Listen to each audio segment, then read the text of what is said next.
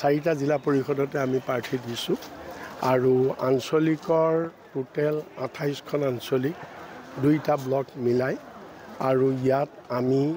26খনত আমি প্ৰাৰ্থী দিছোঁ গতিকে আমি সম্পূৰ্ণ আৰু ৱাৰ্ড মেম্বাৰ আমাৰ যদিও সব নিৰ্দলীয় যদিও আমাৰ 280টা ৱাৰ্ড মেম্বাৰ 28খন পঞ্চায়তৰ 280টা ৱাৰ্ড মেম্বাৰৰ ভিতৰত আমাৰ মাত্ৰ 10টা ৱাৰ্ড মেম্বাৰতহে অৰ্থাৎ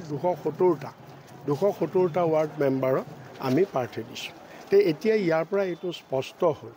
যে যদিও কৈছিলে যে কংগ্ৰেছ নিশ্চিহ্ন এতিয়া আমি যেটো দেখিছোঁ যি ধৰণে প্ৰাৰ্থী ওলাই আহিছে বিজেপি যি ধৰণৰ চাৰিওপিনে এটা ভয় ভাবুকি আৰু ধনবল বাহুবল চাৰিওফালে তেওঁলোকে যিটো পৰিৱেশ কৰিছে বহু ক্ষেত্ৰত আমাৰ প্ৰাৰ্থীক গৈ তেওঁলোকে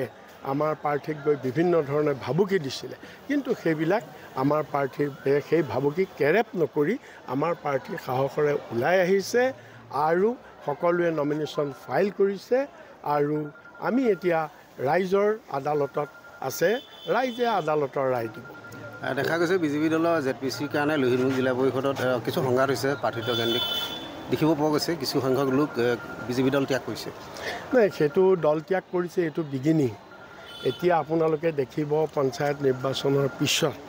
ব্যাপকভাৱে বিজেপিৰ গৰাখহনীয়া হ'ব দল ত্যাগ হ'ব আৰু সকলোৱে আহি কংগ্ৰেছত যোগদান কৰিব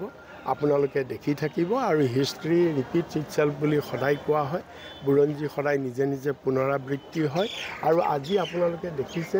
যিমান বিজেপিৰ লগত মানুহ আহিছে যিমান দেখিছে এইটো হৈছে ধনবলৰ বিনিময়ত কিন্তু ধনবলতকৈ জনবলটো আৰু শক্তিশালী কিন্তু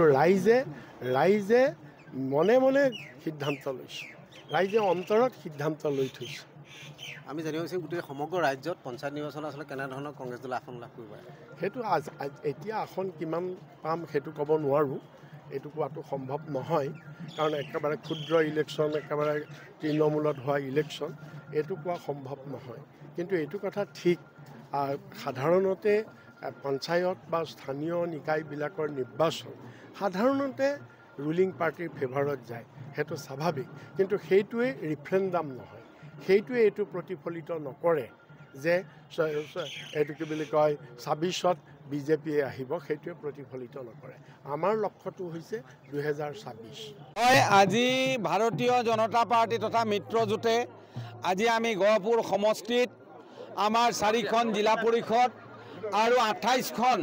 আঞ্চলিক পৰিষদৰ মনোনয়ন পত্ৰ দাখিলৰ কাৰণে আজি আমি আহি ইয়াত উপস্থিত হৈছোহি মই প্ৰথমতে ভাৰতৰ প্ৰধানমন্ত্ৰী নৰেন্দ্ৰ মোদী ডাঙৰীয়া আমাৰ ৰাষ্ট্ৰীয় সভাপতি জেপি নাড্ডা ডাঙৰীয়া আৰু অসমৰ মাননীয় মুখ্যমন্ত্ৰী ডক্টৰ হিমন্ত বিশ্ব শৰ্মা ডাঙৰীয়া আৰু আমাৰ ৰাজ্যিক সভাপতি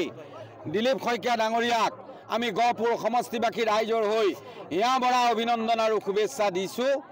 আজি দলে আমাৰ 28গৰাকী আঞ্চলিক পঞ্চায়তৰ ভিতৰত 24গৰাকীক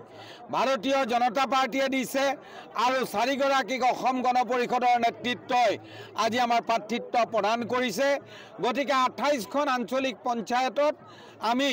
নিৰ্বাচনত অৱতীৰ্ণ হ'ম মিত্ৰজোঁটে একেলগে মিলি লগত আমাক সহায় কৰিব আমাৰ গণশক্তি দলৰ সকলো আমাৰ সদস্যাই